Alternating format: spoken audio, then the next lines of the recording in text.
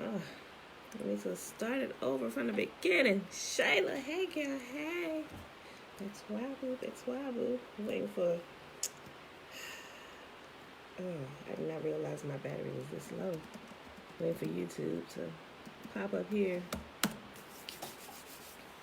Okay. Oh, there we go. All right.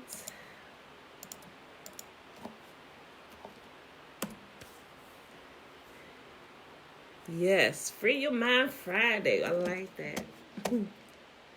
Yes, Free Your Mind Friday. Free your mind. Okay.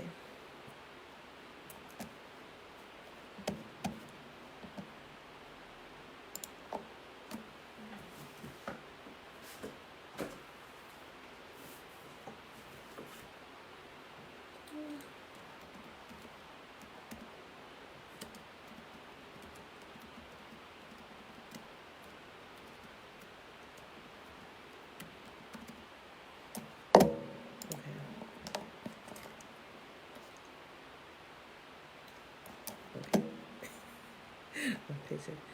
That's exactly what went through my mind. Yeah, that song. Okay. Morning, Belinda Brown. Hey, girl. Hey, we live on YouTube now. I know you know I'm over on YouTube, but it just came up. It was a couple minutes late pulling it up. My laptop, I didn't realize my battery, so I had to plug it in, wait for it to boot up real quick, and so. But if you want to go over there, you there. All right, y'all. Happy Friday. As my girl Shayla said, Free Your Mind Friday. All right, y'all. So it is day 69 of year 3 of reading through the books of the law and the prophets, and of the 3-year consecutive day count, day 738. It is Friday, February 5th, 2021. Y'all, today we are in Numbers 10, 11, and 12, and then we're going to hop right on over to the Legends of the Jews. Oh, but first, before we start, I know, but at least everybody in Hampton Roads or in Virginia got the alert. If you got a cell phone, there was another Amber Alert yesterday, y'all. Like, I was sitting on the side of the bed yesterday, and I was reading something. I was reading over some paperwork, and I was reading over some paperwork, and I had to look up something. And when I picked up my phone, I was scrolling, looking, and all of a sudden, that loud, blaring message, good rising, Nikki, good rising, that loud, blaring message that they send out with Amber Alerts, burr, burr, burr, burr. I was like, oh, because when it was live the other day, I think because I was, like, recording a video live on my phone, and it didn't give off the alarm. It just popped up in the middle of the screen and kind of, like, covered the screen. That's why I was like, whoa, wait, what? You know, but yesterday, it was blaring loud. So I was like, oh my gosh. I was like, wait, is this another one? And I had to pause for a second because it was another 3-month-old baby who was kidnapped, right? I was like, wait. And so I paused for a second. I was like, is that, why didn't they remove this? But when I clicked on it, I saw it was a different baby. And it was one of ours. When I say one of ours, from our nation, right? And I immediately, what got my attention was that it was another 3-month-old baby. Now, the first one, we found out that the mom, and I tell people, do not leave your car running when you run into the store. 3-month-old baby, she pulled up to the Wawa. Well, if you don't know what a Wawa is, it's like a 7-Eleven gas station. You know, she ran into the Wawa, left her car running with her most precious possession in there unguarded, door unlocked, ready to go for any thief and vagabond. And they found her this day, right? They took her car. Remember, we stopped right in the middle of what we was doing. We prayed for the baby and everything. And they even this day, even today, that baby will be found. That baby was taken from a Wawa close by here, like literally here. Like in my neighborhood, the Wawa down the street, literally, that we always go to get gas. So I was like, oh, now I'm side-eyeing Wawa. And, you know, and the people around here, right? But that was here in Chesapeake. We got the update that the baby was found a couple cities over in Norfolk, Virginia, right? And so the Amber Alert was canceled. Blessed be the Most Holy, the baby was found safe. And they also found the car. I'm not sure if they found the person yet who took the car, kidnapped the baby. I'm sure they stole the car without realizing that there was precious cargo in the back. But that whoever it was, they actually took the baby to a neighborhood and set it under like an apartment complex. Took the baby out, still in the car seat. The baby was unharmed. Took the baby out, put it in a at the apartment complex under a stairwell. Took off with the vehicle. But they did find the vehicle probably, I think they said it was like 2 miles away from where the baby was dropped off at. You know, the baby was unharmed, and they still haven't said if they caught the person, the suspect or whatever, who actually stole the car and kidnapped the baby, right? Ended well, so thank the Most Holy.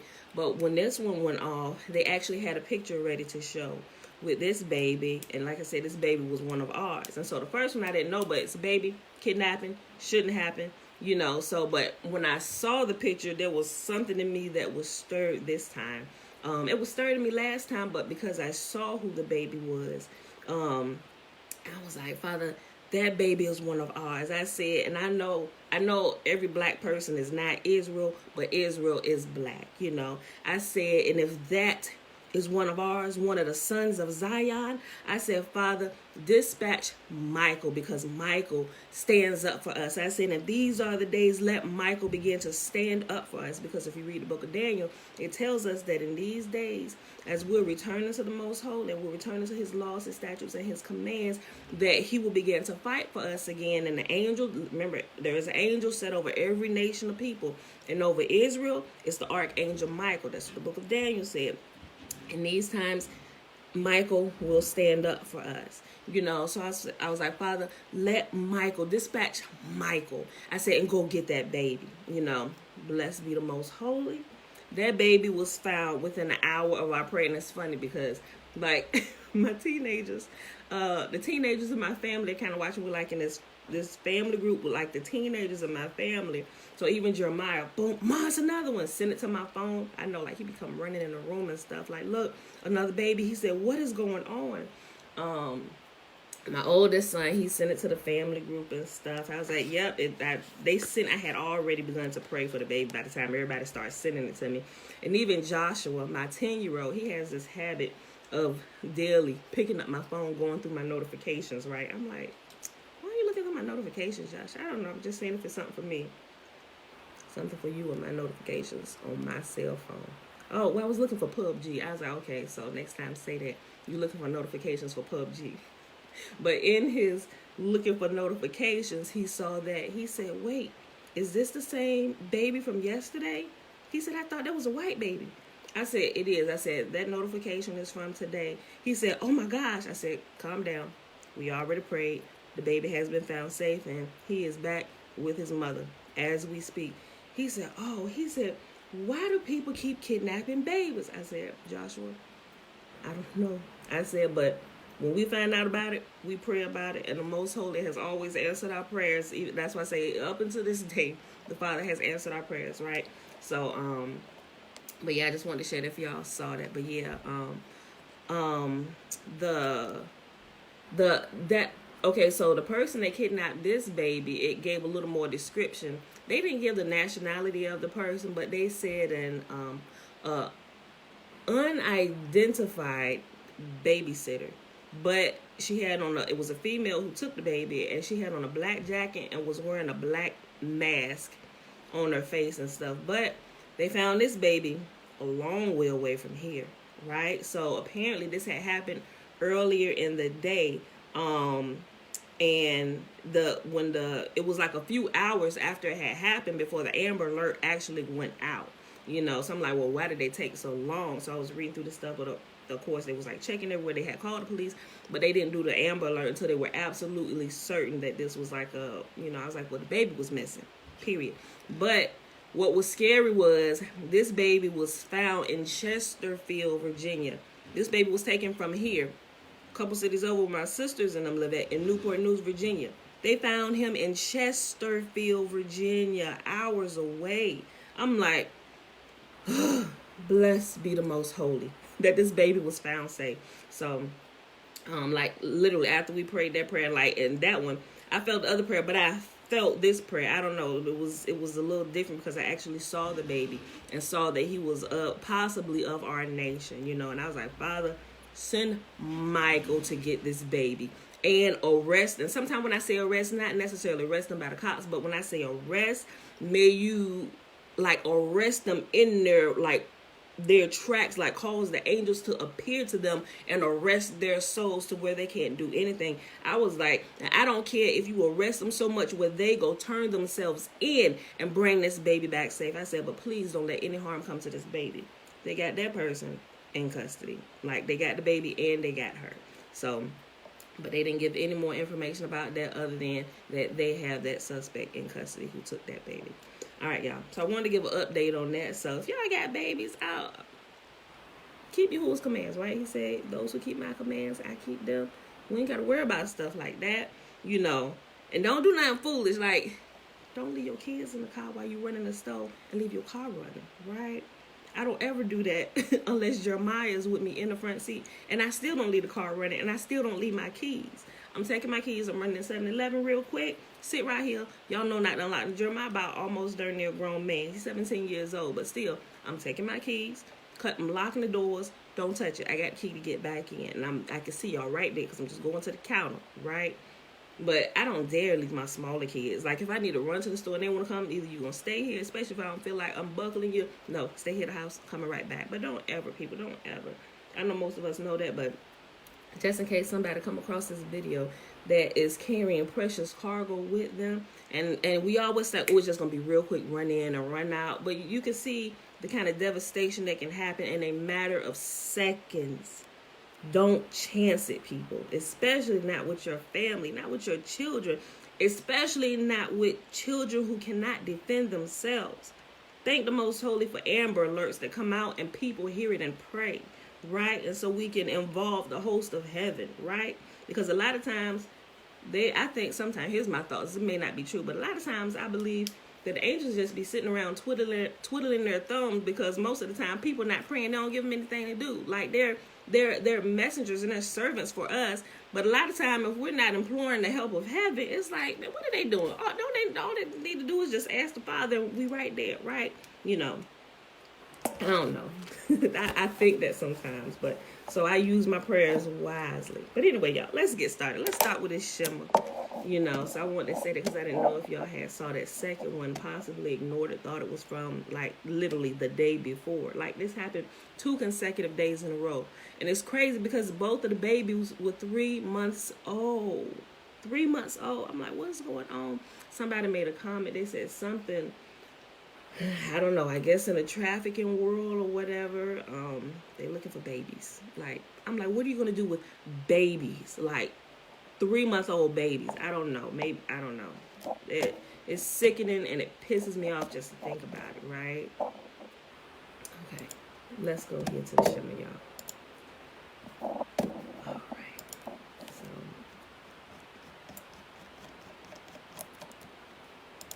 remember, the shimmer is found in Deuteronomy chapter 6. Dana, hey girl, hey. Oh, I keep them busy as much as I be asking. Oh yeah, the angels, keep your angels busy. Yeah, I'm telling you. Shoot. Now I know we can act like we can literally implore the help of heaven. Like, I be using the prayers now. I see results. Like, when I started to get, like, when it really started to sink in for me a couple years ago, and especially now since I know that the Archangel Michael stands up and fights for us. It's like he's the angel that, like, Yahuwah dispatches when things are happening. Not just him, but he's like the head dude, right? I'm like, Father, send Michael himself on this one. I said, no more of our babies, right? Because we know the travesties that's happened with our babies. You know, you simply just need to say alligator bait, and everybody know. It pisses me off just to think about it, right? We ain't having no more of that. No. Yahuwah said never again. All right. Here, therefore, O Israel, and observe to do it, that it may be well with you, and that you may increase mightily as Yahuwah, the God of our fathers, has promised us in the land that flows with milk and honey. Hear, O Israel, Yahuwah, our God, He is one God. And you shall love Yahuwah your God with all your heart, with all your soul, and with all your might. And these words which I command you this day shall be in your heart, and you shall teach them diligently unto your children, and shall talk of them when you sit in your house, and when you walk by the way, and when you lie down, and when you rise up. And you shall bind them for a sign upon your hand, and they shall be as frontlets between your eyes. And you shall write them upon the posts of your house and on your gates.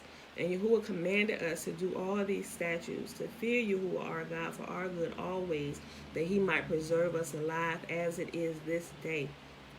And it shall be our righteousness if we observe to do these commandments before Yahuwah our God as he has commanded us.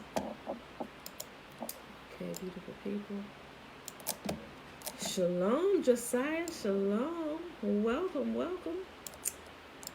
Okay. Let's go ahead on over here, the numbers, y'all.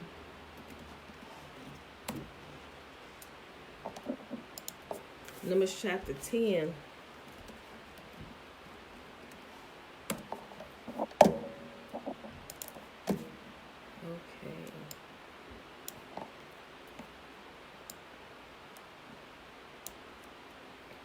All right. Here we go, y'all. That's good. Okay. Now Yahuwah said to Moses, make 2 trumpets of hammered silver for calling the community to assemble and for signaling the breaking of camp. When both trumpets are blown, everyone must gather before you at the entrance of the tabernacle. But if only one trumpet is blown, then only the leaders, the heads of the clans of Israel, must present themselves to you. When you sound a signal to move on, the tribes camped on the east side of the tabernacle must break camp and move forward. When you sound the signal a second time, the tribes camped on the south will follow. You must sound short blasts as the signal for moving on. But when you call the people to an assembly, blow the trumpets with a different signal. Only the priests, Aaron's descendants, are allowed to blow the trumpets. This is a permanent law for you to be observed from generation to generation. When you arrive in your own land and go to war against your enemies who attack you, sound the alarm with the trumpets. Then Yahuwah, your God, will remember you and rescue you from your enemies. Blow the trumpets in the times of gladness too, sounding them at your annual festivals and at the beginning of each month. And blow the trumpets over your burnt offerings and peace offerings. The trumpets will remind your God of his covenant with you. I am Yahuwah, your God. In the 2nd year after Israel's departure from Egypt, on the 20th day of the 2nd month, the cloud lifted from the tabernacle of the covenant. So the Israelites set out from the wilderness of Sinai and traveled on from place to place until the cloud stopped in the wilderness of Paran. When the people set out for the first time, following the instructions Yahuwah had given through Moses, Judah's troops led the way. They marched behind their banner, and their leader was Nahshon, son of Amminadab. They were joined by the troops of the tribes of Issachar, led by Nathaniel, son of Zur, and the troops of the tribe of Zebulun, led by Eliab, the son of Helon. So if y'all ever been in like the church world or the Messianic war, and you ever heard the term, and Judah shall lead the way, this is where they pulled it from right here, because every time they set out, Judah led the way, and all the other clans followed behind in succession in the order Yahuwah prescribed behind Judah.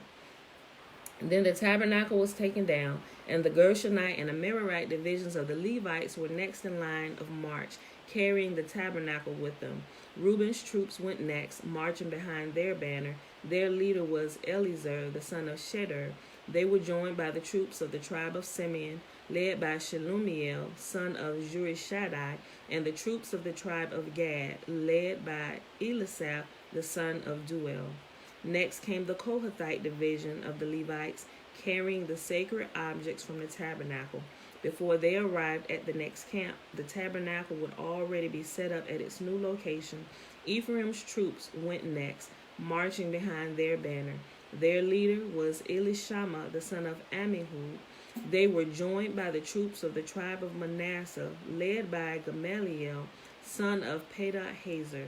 and the troops of the tribe of Benjamin, led by Abidan, son of Gideoni. Dan's troops went last, marching behind their banner and serving as the rear guard for all the tribal camps. Their leader was Ahiezer, son of Ammishaddai. They were joined by the troops of the tribe of Asher, led by Pagiel, son of Achran, and the troops of the tribe of Naphtali, led by Ahira, son of Enan. This was the order in which the Israelites marched, division by division. One day Moses said to his brother-in-law Hobab, son of Ruel the Midianite, "We are on our way to the place Yahuwah promised us, for he said, 'I will give it to you.' Come with us and we will treat you well, for Yahuwah has promised wonderful blessings for Israel." But Hobab replied, "No, I will not go. I must return to my own land and family." "Please don't leave us," Moses pleaded. "You know the places in the wilderness where we should camp. Come, be our guide. If you do, we'll share with you all the blessings Yahuwah gives us." They marched for 3 days after leaving the mountain of Yahuwah, the ark of Yahuwah's covenant moving ahead of them to show them where to stop and rest. As they moved on each day, the cloud of Yahuwah hovered over them, and whenever the ark set out, Moses would shout, "Arise, O Yahuwah, and let your enemies be scattered. Let them flee before you." And when the ark was set down, he would say, "Return, O Yahuwah, to the countless thousands of Israel." All right, y'all, let's move on to Numbers chapter 11. Soon the people began to complain about their hardship, and Yahuwah heard everything they said. Then Yahuwah's anger blazed against them, and he sent a fire to rage among them, and he destroyed some of the people in the outskirts of the camp. Then the people screamed for Moses' help, and when he prayed to Yahuwah, the fire stopped. After that, the area was known as Taberah, which means the place of burning, because fire from Yahuwah had burned among them there. Then the foreign rabble who were traveling with the Israelites began to crave the good things of Egypt, and the people of Israel also began to complain. "Oh, for some meat," they exclaimed. "We remember the fish we used to eat for free in Egypt, and we had all the cucumbers, melons, leeks, onions, and garlic we wanted. But now our appetites are gone. All we ever see is this manna."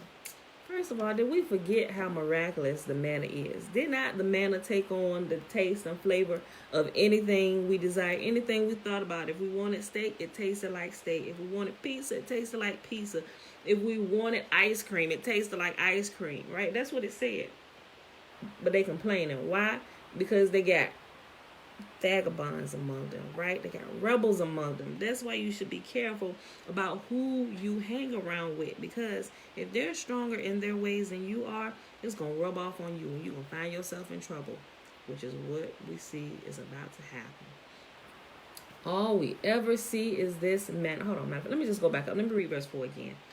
Then the foreign rabble, or the vagabonds, or those who were not Israel, then the foreign rabble who were traveling with the Israelites began to crave the good things of Egypt, and the people of Israel also began to complain. "Oh, for some meat," they exclaimed. "We remember the fish we used to eat for free in Egypt, and we had all the cucumbers, melons, leeks, onions, and garlic we wanted. But now our appetites are gone. All we ever see is this manna." The manna looked like small coriander seeds, and it was a pale yellow like gum resin, and the people would go out and gather it from the ground. They made flour by grinding it with hand mills or pounding it in mortars. Then they boiled it in a pot and made it into flat cakes. These cakes tasted like pastries baked with olive oil. The manna came down on the camp with the dew during the night. Moses heard all the family standing in the doorways of their tents whining, and Yahuwah became extremely angry. Moses was also very aggravated. And Moses said to Yahuwah, "Why are you treating me, your servant, so harshly? Have mercy on me. What did I do to deserve the burden of all these people? Did I give birth to them? Did I bring them into the world? Why did you tell me to carry them in my arms like a mother who carries a nursing baby? How can I carry them to the land you swore to give to their ancestors? Where am I supposed to get meat for all these people? They kept whining to me, saying, give us meat to eat. I didn't carry all these people all by myself. The load is too far heavy. If this is how you intend to treat me, just go ahead and kill me. Do me a favor and spare me this misery. You just think about like when your teenagers come to you and they just going on and on and on and on and on and on, and you just looking at them like something you was gonna provide anyway. But I mean, you said it, but apparently they weren't picking it up. Oh my gosh, I gotta do all this. I gotta get this, that, and this, and you just looking at them like, are you done? Are you done? Then Yahuwah said to Moses, gather before me 70 men who are recognized as elders and leaders of Israel. Bring them to the tabernacle to stand there with you. I will come down and talk to you there. I will take some of the spirit that is upon you, and I will put the spirit upon them also. They will bear the burden of the people along with you, so you will not have to carry it alone. And say to the people, purify yourselves, for tomorrow you will have meat to eat. You were whining, and Yahuwah heard you when you cried, oh, for some meat. We were better off in Egypt. Now Yahuwah will give you meat, and you will have to eat it. And it won't be just for a day or two, or for 5 or 10 or even 20. You will eat it for a whole month until you gag and are sick of it. For you have rejected Yahuwah who is here among you, and you have whined to him, saying, why did we ever leave Egypt? Like, I would have been like, oh shoot, we in trouble. Like, he ain't giving us this meat now because he want to give it to us, because what he was giving us was far better than this. He said, oh, you want this? Okay, I'm going to give this to you, and I'm going to give you so much of it, you're going to get sick of it, and you're going to gag. Listen. But when Moses responded to Yahuwah, there are 600,000 foot soldiers here with me, and yet you say I would give them meat for a whole month? Even if we butchered all our flocks and herds, would that satisfy them? Even if we caught all the fish in the sea, would that be enough? Then Yahuwah said to Moses, has my arm lost its power? Now you will see whether or not my word comes true. So Moses went out and reported the words of Yahuwah to the camp. They were listed among the elders, but had not gone out of the tabernacle, yet the Spirit rested upon them. I'm sorry. Hold on, I done skipped. Okay, I'm sorry. I scrolled too fast and skipped. So Moses went out and reported Yahuwah's word to the people. He gathered the 70 elders and stationed them around the tabernacle. And Yahuwah came down in the cloud and spoke to Moses. He gave the 70 elders the same spirit that was upon Moses. And when the spirit rested upon them, they prophesied. But this never happened again. 2 men, Eldad and Medad, had stayed behind in the camp. They were listed among the elders, but had not gone out of the tabernacle. Yet the Spirit rested upon them as well, so they prophesied there in the camp. A young man ran and reported to Moses, Eldad and Medad are prophesying in the camp. Joshua, the son of Nun, who had been Moses' assistant since his youth, protested, Moses, my master, make them stop. But Moses replied, are you jealous for my sake? I wish that all Yahuwah's people were prophets, and that Yahuwah would put his spirit upon all of them. Then Moses returned to the camp with the elders of Israel. Now Yahuwah sent a wind that brought quail from the sea and let them fall all around the camp. For miles in every direction there were quail flying about 3 feet above the ground, so that the people went out and caught quail all day and throughout the night and all the next day too. None gathered less than 50 bushels, and they spread the quail all around the camp to dry. But while they were gorging themselves on the meat, while it was still in their mouths, the anger of Yahuwah blazed against the people, and he struck them with a severe plague. So that place was called Kibroth Hatava, which means graves of gluttony, because there they buried the people who had craved meat from Egypt. From Kibroth Hatava, the Israelites traveled to Hazarah, where they stayed for some time. And let me tell y'all, like I done told y'all before, when Yahuwah gathers us, he regathers us. and we happen to be in the wilderness, y'all bet not. I'm telling you. But as sure as I know my name is Pam and I was born a female, it's going to be rebels among us that's going to be doing this. How do I know this, you ask? Because it tells us this in the books of the prophets. And he ain't talking about this first time. He said, when I regather them at the end of the days of their captivity, he said, I am going to bring them here to the same place where your forefathers met with me. Like, we're going to meet with him again at the same place. How it's going to happen? I don't know. I don't know all the details of all that. But I know we're going to be in that same place where our ancestors was at. And he's going to meet with us face to face. You know what he said? He said, I personally am going to weed out the rebels among you. He said, I'm going to deal with them myself. I'm going to deal with them myself. Don't let that be you. Don't let that be you craving for the meat and all the dainties of America, right? And wherever you scattered, whether you're Europe, because Europe got dainties, everywhere there's excess for us, for ourselves to gorge ourselves on, where we can do without wilt, right? But I'm telling y'all better get it under control. I'm telling you, if you don't know how to fast, you better start practicing a life of fasting. Just learning how to put this to death, allowing your spirit to take charge and to run everything and not your flesh, because this flesh, it'll get us in trouble all the time if we let it. So your spirit must be built up and be way stronger than your fleshly cravings, right? Get the weight under control, what we watch under control, what we listen to under control, what we speak out of our mouths under control. We can do it with the power of the Most Holy. He helps us, right? Last chapter for today in Numbers chapter 12. While they were at Hazeroth, Miriam and Aaron criticized Moses because he had married a Cushite woman. They said, has Yahuwah spoken only through Moses? Hasn't he spoken through us too? But Yahuwah heard them. Now Moses was very humble, more humble than any other person on earth. So immediately Yahuwah called to Moses, Aaron, and Miriam and said, go out to the temple, all three of you. So the three of them went to the tabernacle, and Yahuwah descended in the pillar of a cloud and stood at the entrance of the tabernacle. Aaron and Miriam, like, just think about it. When they call you by your name, oh shoot, you know you in trouble now.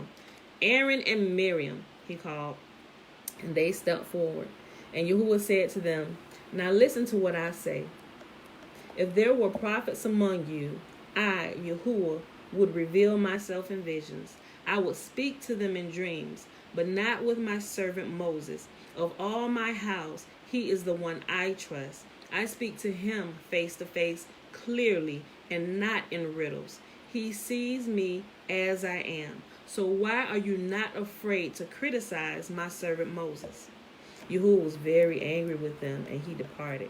As the cloud moved from above the tabernacle, there stood Miriam, her skin as white as snow from leprosy.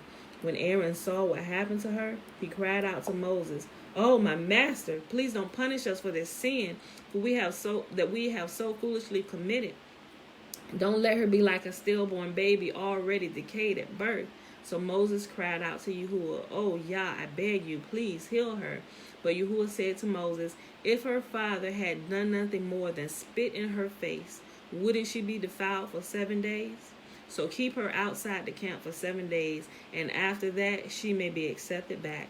So Miriam was kept outside the camp for 7 days, and the people waited until she was brought back before they traveled again.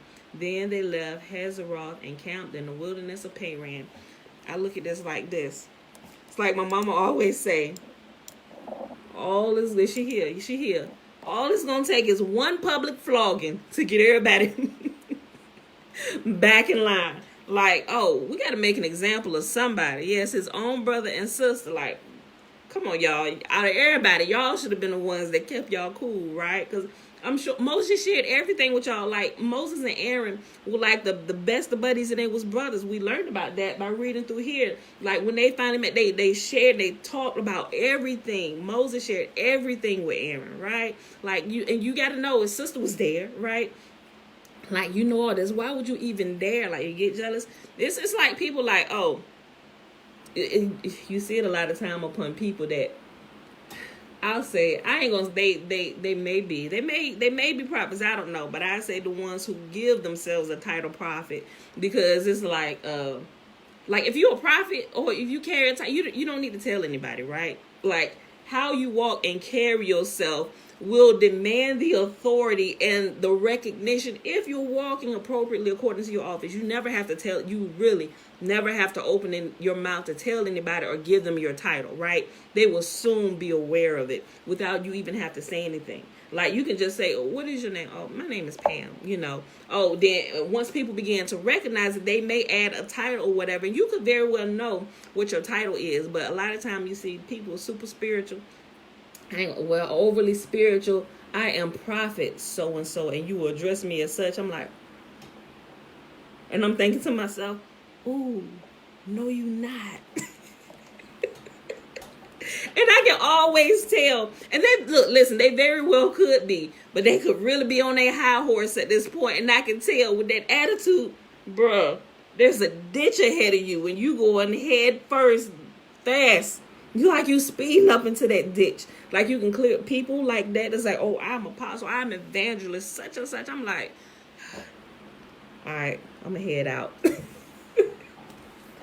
I know you, my dear friend, are in trouble with the Most Holy, with that attitude. And because it's not you. If Yahuwah decides that he's going to bless you and he's going to give you this position or whatever you want to call it, you need to make sure you keep yourself in order. And right now, that don't seem like that's what's happening. Either you are an imposter or you have turned away from the Most Holy, right? And you are doing illegal things in the land. All right, y'all. Okay, so let's hop on over to the Legends of the Jews. We're at 35 minutes. Okay, so we are on page 280. If you're on the same, if you have the same size book as I do, if you have the smaller version, which is the same words, but the pages are different because the pages are smaller, it is volume 3, and the title of it is Moses is blamed for Israel's sin. Okay. All right, y'all.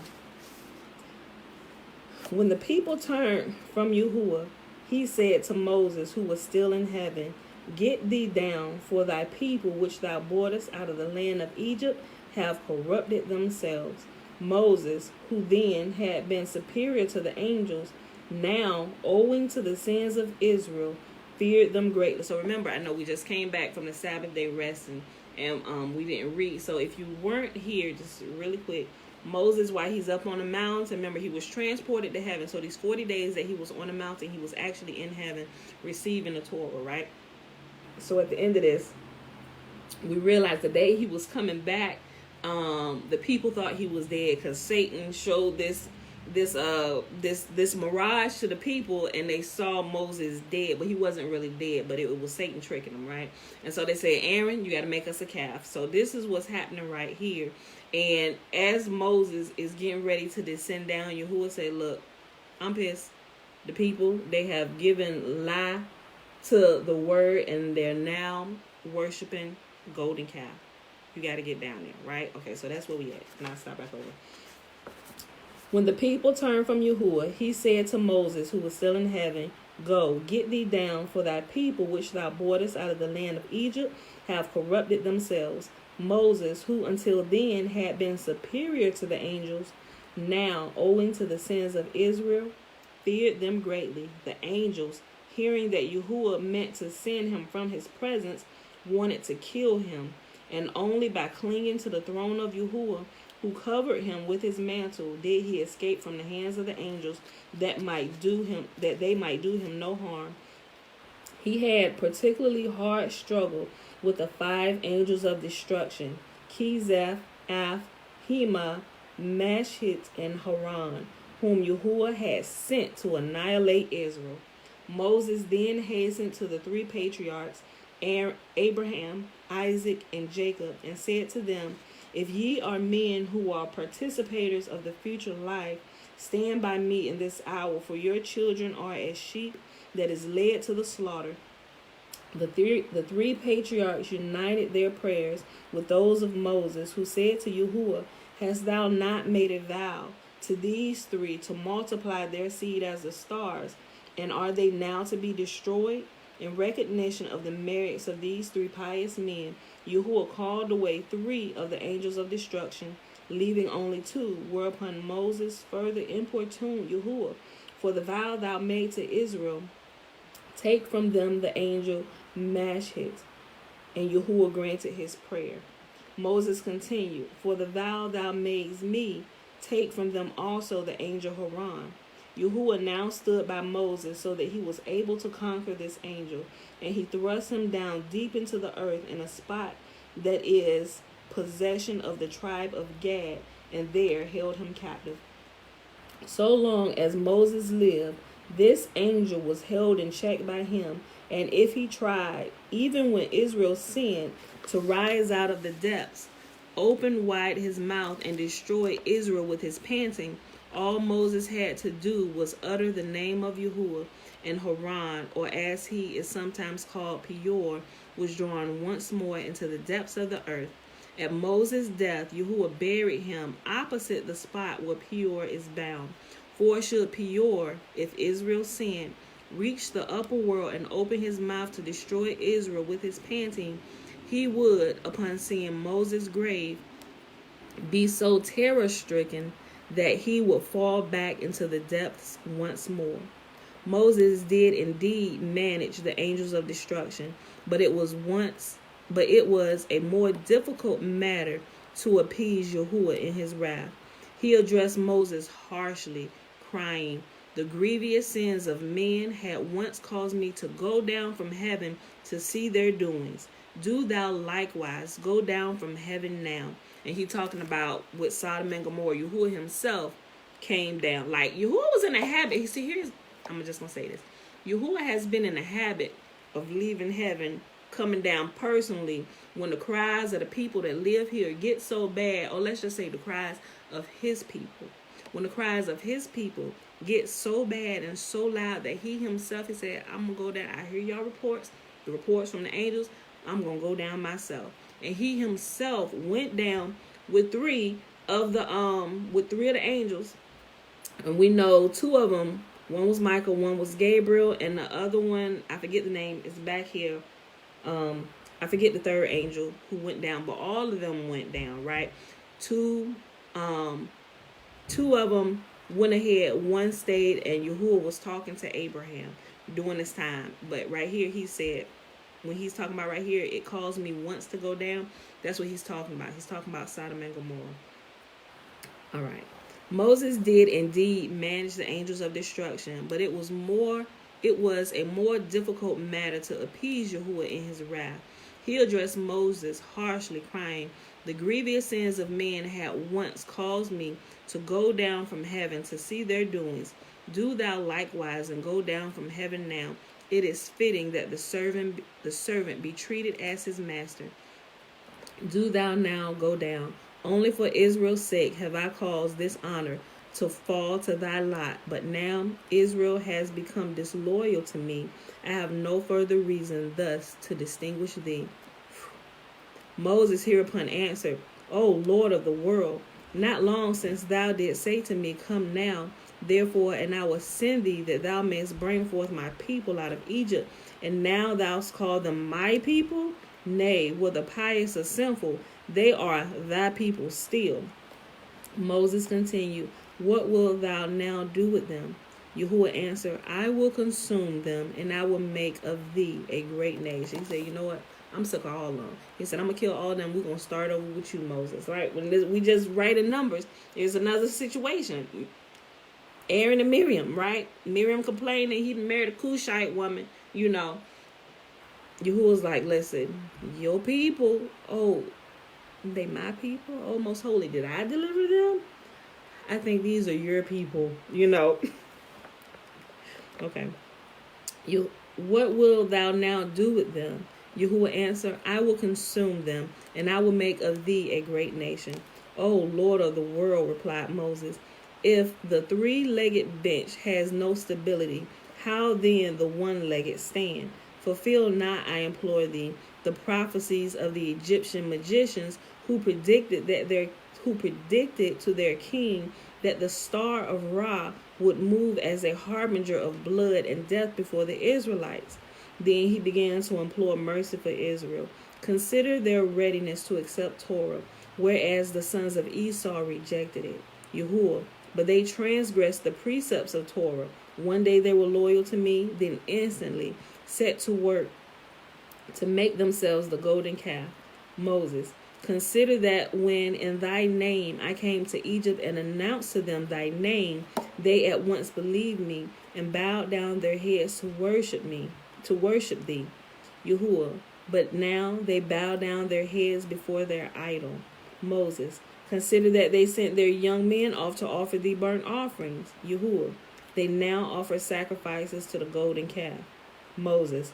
Consider that on Sinai they acknowledged that thou art their God, Yahuwah. They now acknowledge the idol is their God. Whew. Moses trying everything. Well, what about this? Yahuwah said, well, they did this. Well, what about that? They did that. Well, what about this? They did this. Well, what about that? Look at what they're doing now. All these arguments with Yahuwah did not help Moses. He even had to put up with having the blame for the golden calf laid on his shoulders. Moses, said Yahuwah, when Israel was still in Egypt, I gave thee the commission to lead them out of the land, but not take with thee the mixed multitude that wanted to join them. Listen to this, y'all. This is why Yahuwah said you must keep yourselves aloof from all the other nations. Like, you can't. And no matter how good you think they are, he said, do not mix with them, because it's always some ugly head that rears up that gets everybody off. Some people started listening. Listen to what he said, because there should not have been a mixed crowd that came out of Egypt with Israel. It should have been Israel alone, right? But because Israel, we love people. Oh, bring them to. They've been so good to us. Bring them to. Oh, bring my master. My master has always been good to me. Can he come? Listen, pay attention, y'all. All these arguments with Yahuwah did not help Moses. He even had to put up with having the blame for the golden calf laid on his shoulders. Moses, said Yahuwah, when Israel was still in Egypt, I gave thee the commission to lead them out of the land, but not to take with thee the mixed multitude that wanted to join them.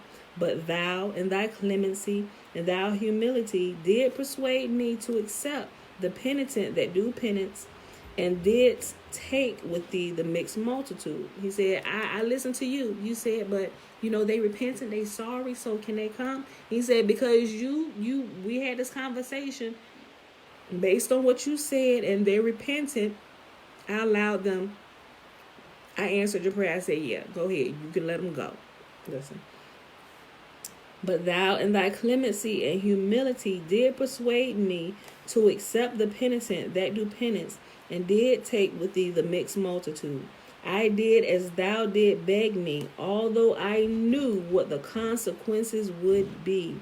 And it is now these people, thy people, that have seduced Israel to idolatry. Moses now thought it would be useless to try to secure Yahuwah's forgiveness for Israel, and was ready to give up his intercession, when Yahuwah, who in reality meant to preserve Israel, but only liked to hear Moses pray, now spoke kindly to Moses to let him see that he was not quite inaccessible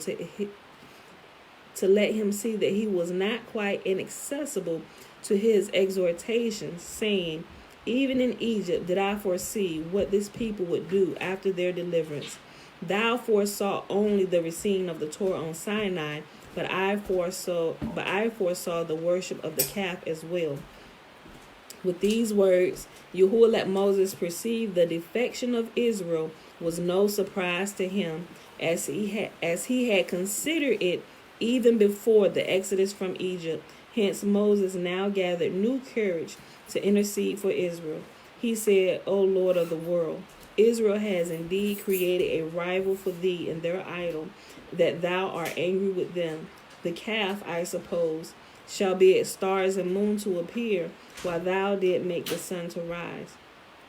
Thou shalt send the dew, and he will cause the wind to blow. Thou shalt send down the rain, and he shall bid the plants to grow. Yahuwah, Moses, thou art mistaken like them, and knowest not that the idol is absolutely nothing. If so, said Moses, why art thou angry with thy people for that which is nothing? Besides, he continued, thou didst say thyself that it was chiefly my people, the mixed multitude, that was to blame for the sin.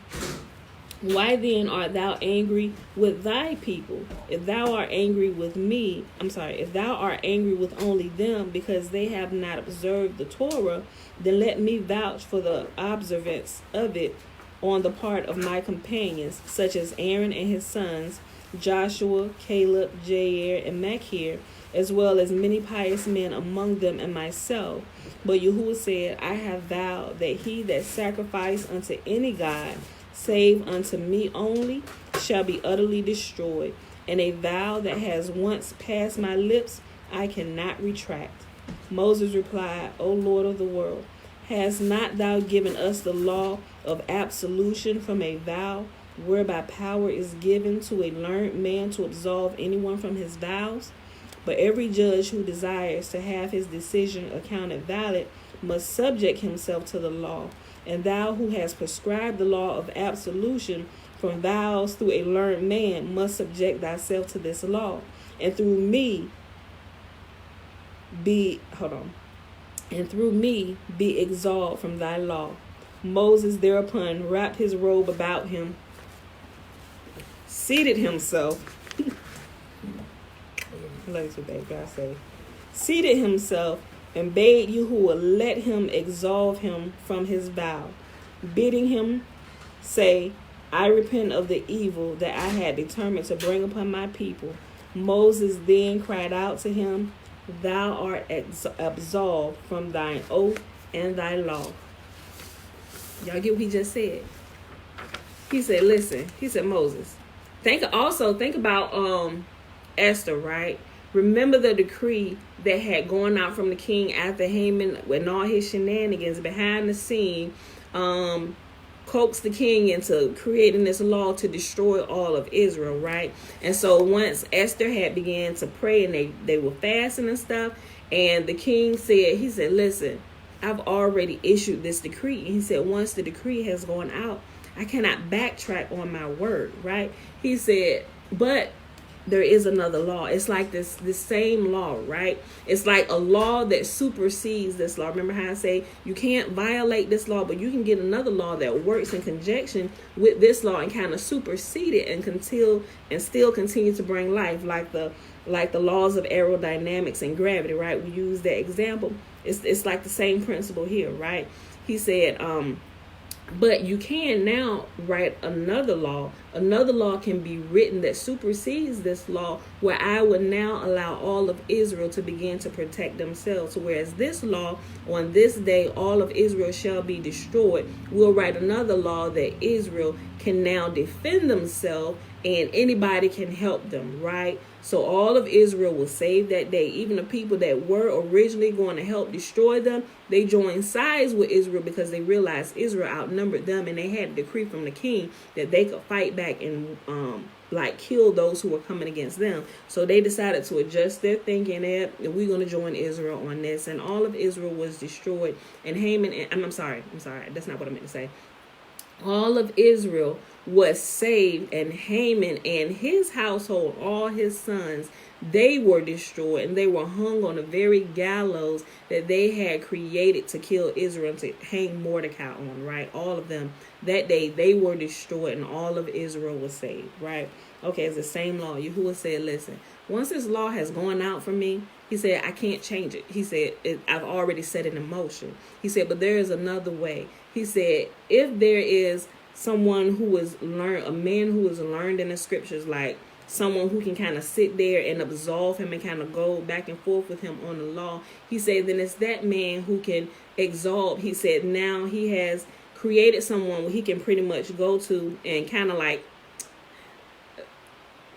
for lack of better words, repent to this person who completely understands the law through and through. Why? Because Moses was taught directly by Yahuwah, right? So they're going back and forth having this conversation about this. And so Moses said, well, I am that learned, all the people on earth, I am that learned man. He said, I can absolve you from this vow that you made. That's why I said Moses sat down. He draped his robe around him like he was a judge. And Yahuwah said, I repent of this. And Moses said, you are absolved from your vow. Now let's get to moving. Let's move on to the next part. Let me read this over for you again. Listen. Moses, hold on. Let me go back up here. But Yahuwah said, I have vowed that he that sacrifice unto any God, save unto Yahuwah only, he shall be utterly destroyed. And a vow that has once passed my lips, I cannot retract.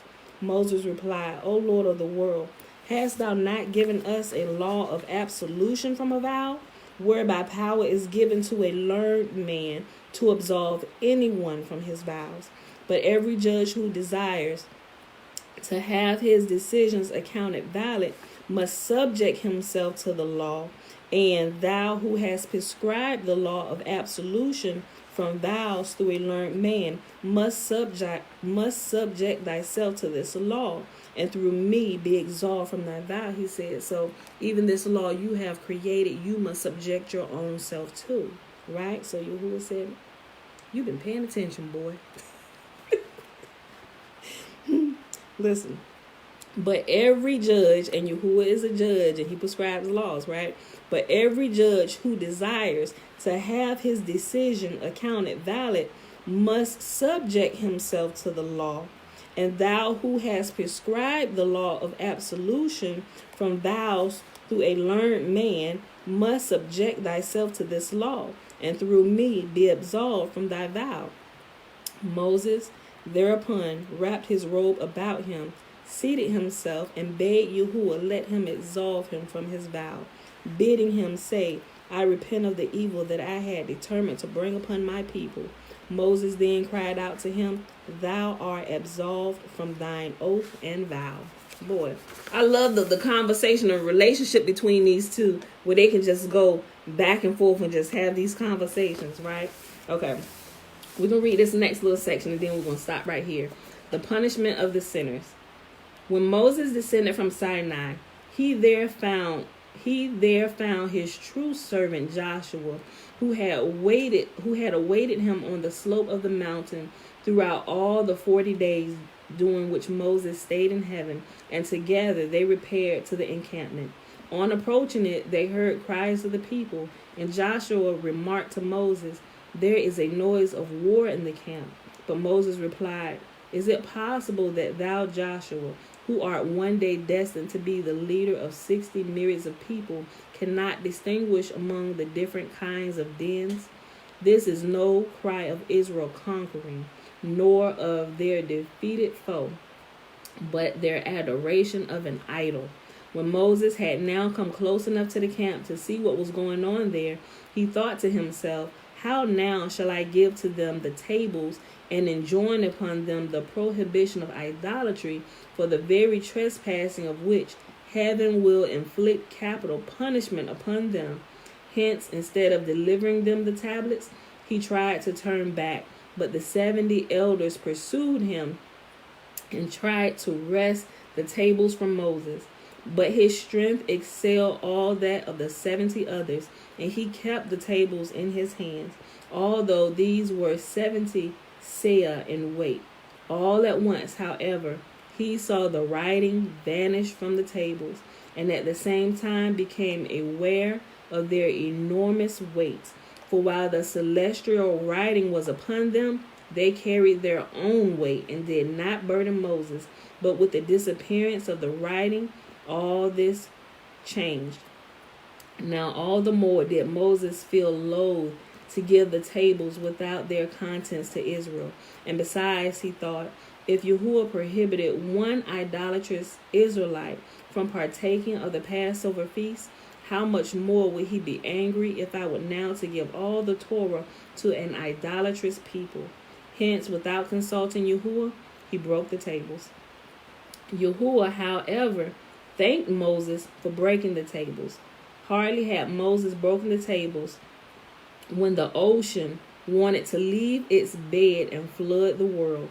Moses now took the calf which they had made and burned it in the fire, ground it to powder, and strewed it upon the water, saying to the waters, what would ye upon the dry land? And the water said, The world stands only through the observance of the Torah, but Israel has not been faithful to it.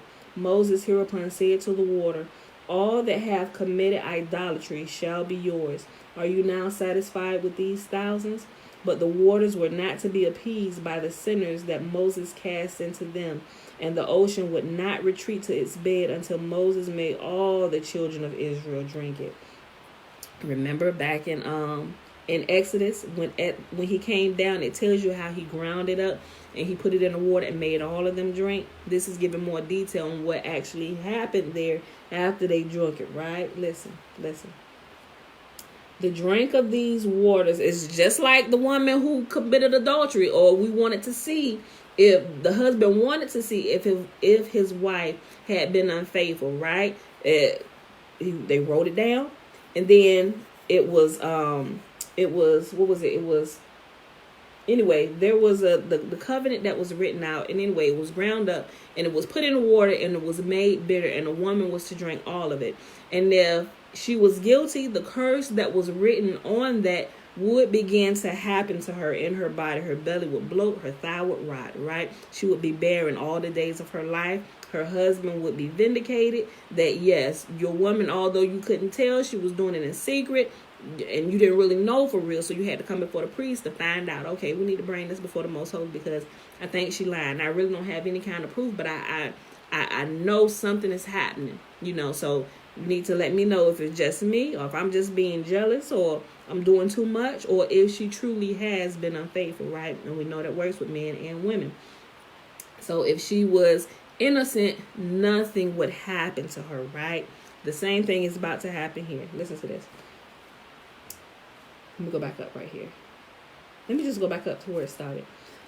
Hardly had Moses broken the tables when the ocean wanted to leave its bed to flood the world.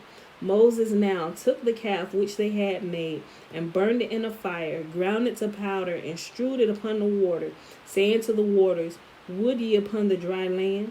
And the waters said, the world stands only through the observance of the Torah, but Israel has not been faithful to it. Moses hereupon said to the water, all that have committed idolatry shall be yours. Are you satisfied now with these thousands? But the water was not to be appeased by the sinners that Moses cast into them, and the ocean would not retreat into its bed until Moses made the children of Israel drink of it. The drinking of these waters was one of the forms of capital punishment that he inflicted upon the sinners, when, in the answer to Moses' call, who is on the Lord's side, let him come unto me, all the sons of Levi gathered themselves together unto him, they who had not taken part in the adoration of the golden calf. Moses appointed these Levites as the judges, whose immediate duty it was to inflict the lawful punishment of decapitation upon all those who had seen by witnesses to be seduced to the idolatry after they had been warned not to do so. Moses gave the command as though he had been commissioned by Yahuwah to do so. This was not actually so, but he did it in order to enable the judges appointed by him to punish all the guilty in the course of one day, which otherwise, owing to the procedure of Jewish jurisprudence, could not well have been possible.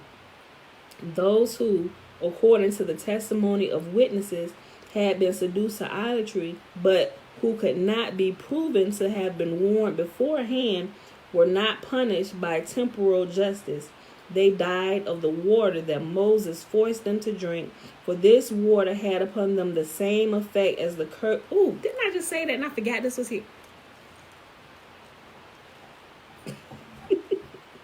Listen, for this water had upon them the same effect as the curse bringing water upon the adulterous woman. But those sinners too, against whom no witnesses appeared, did not escape their fate, for upon them Yahuwah had sent the plague to carry them off. So some people think they slick and gonna get away with, oh, there was no witnesses that saw us and you think you escaped this. No, the next plague gonna catch you. If you are truly guilty, you gonna get got, right? You think you slick. You think you slick. Okay. We'll be at 102. Guys, we're gonna stop right here. We're gonna stop right here. We're gonna pick this up tomorrow, where Moses intercedes for the people, right? Okay. We'll pick this back up tomorrow, y'all. Because it's going into a little bit more detail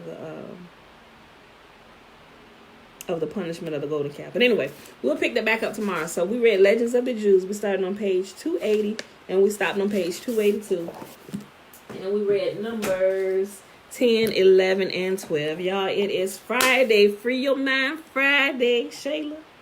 February the 5th, 2021, day 69 of year 3 of reading through the books of the law and the prophets and of the 3-year consecutive day count, day 738. All right, y'all.